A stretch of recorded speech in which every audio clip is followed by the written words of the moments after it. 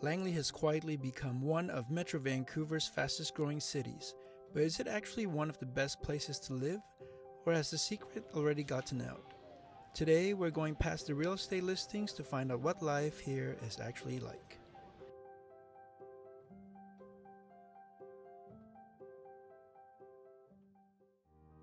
First, let's clear something up. When people say Langley, they usually mean two different places. The city of Langley is the small walkable downtown core. The township of Langley is the much larger surrounding area: Willoughby, Walnut Grove, Fort Langley, Aldergrove, Brookswood, all of it. Together, they're home to well over 100,000 people, and that number keeps climbing. The median age here skews younger than a lot of Metro Vancouver. This is family territory. Household incomes sit above the regional average, driven by a mix of commuters, tradespeople, and small business owners. So who's actually moving here? Mostly three groups: young families priced out of Vancouver and Burnaby and Surrey, first-time buyers who need more space for their money, and retirees looking to downsize without leaving the Fraser Valley. So why the buzz? Housing here is still meaningfully cheaper than Burnaby or Vancouver for more square footage. The Surrey-Langley SkyTrain extension is under construction right now, which means this is one of the last windows to buy before transit access gets priced in. Highway 1 access makes commuting to the rest of the Lower Mainland realistic, not theoretical. Willowbrook and the surrounding retail corridor means you're not driving 40 minutes for groceries and errands like you would further out in the valley.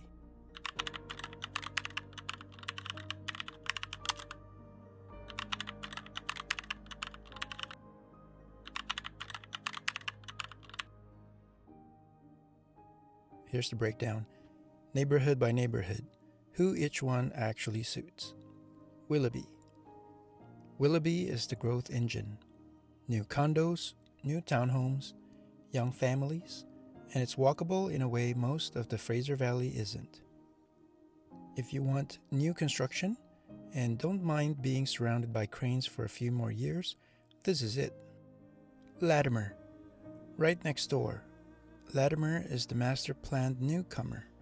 New schools, new parks, and it'll benefit most directly from the SkyTrain extension when it lands. Walnut Grove. Walnut Grove is established. Good schools, strong sports programs, and an easy commute if you're heading towards Surrey or the bridge. Walking through this neighborhood, you'll see many people have boats, RVs, and other toys parked in their driveways. Fort Langley. Fort Langley is the postcard version of this city. Historic, boutique shopping, riverfront, tourism dollars flowing in on weekends.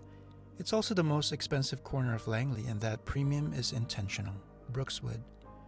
Brookswood is for people who want space. Bigger lots, more trees, detached homes, quieter streets. Murrayville. Murrayville centers around the hospital and skews toward an older demographic, a tight-knit community feel. Aldergrove.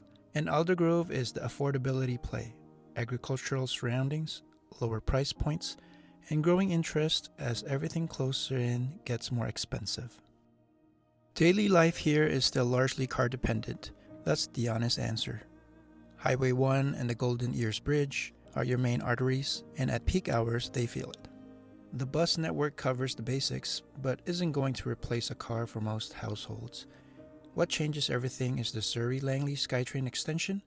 Once it's running, commute times to Surrey Central and onward into Vancouver shrink dramatically.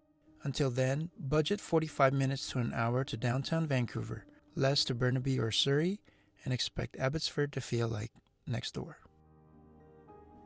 The housing stock breaks down into three buckets.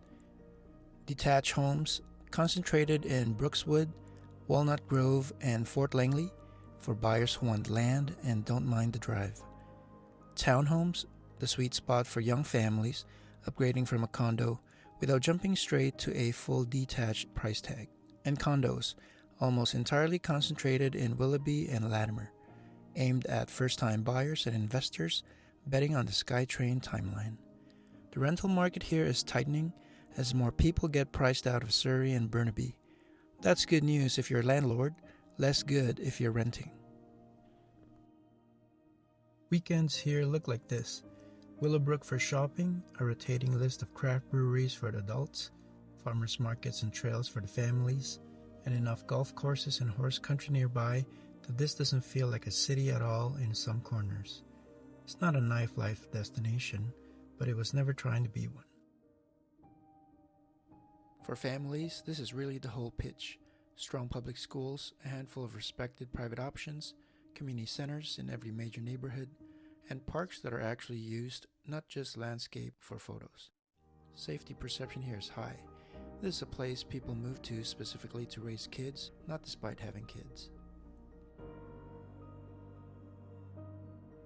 Economically, Langley runs on a mix most people don't expect: agriculture, warehousing, industrial land, construction, and a growing healthcare sector anchored by the hospital in Maryville. It's not a single employer town, which actually works in its favor. No one industry downturn takes the whole local economy down with it. We ask people who actually live here the same 5 questions we ask in every episode. For many, they chose Langley because they wanted spacious and safe community for their children, and they said that Langley offers great family neighborhoods and beautiful outdoor spaces. They love that there's a lot of green space and neighborhood playground and trails to hike. Many would love to see better transit systems and less traffic congestion, especially on bigger roads and Highway 1 during rush hour. A family we spoke to mentioned maybe Vancouver Island. And a man we spoke to mentioned that it's an urban community where you can easily escape into nature.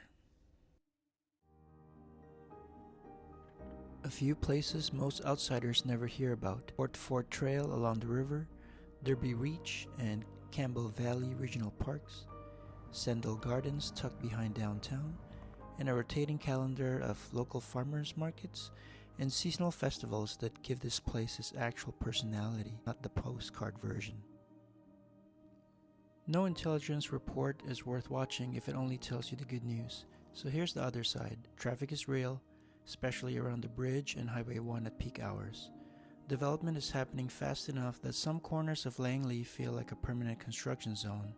Nightlife is thin, and if you're commuting into Vancouver daily without the SkyTrain yet running, that commute is a genuine cost in time, not just money.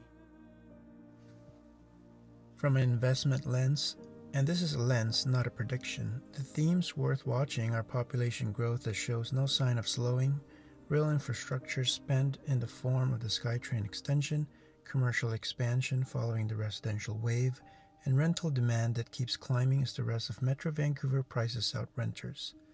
Land is finite here, just like everywhere else in the Lower Mainland, and that scarcity is doing a lot of the long-term work. Here's how Langley scores on the same 10-point framework we'll use for every city in this series, so you can compare episode to episode instead of relying on gut feel. Strong on family and outdoor lifestyle, weaker on walkability and transportation today, though that transportation number is the one to watch over the next few years. No city is perfect. The right city depends on your priorities. If you're raising a family, buying your first home, planning your next investment, or simply deciding where to spend your weekends, understanding the strengths and trade-offs matters more than chasing headlines. This has been the Best 20 Media City Intelligence Report. See you in the next city.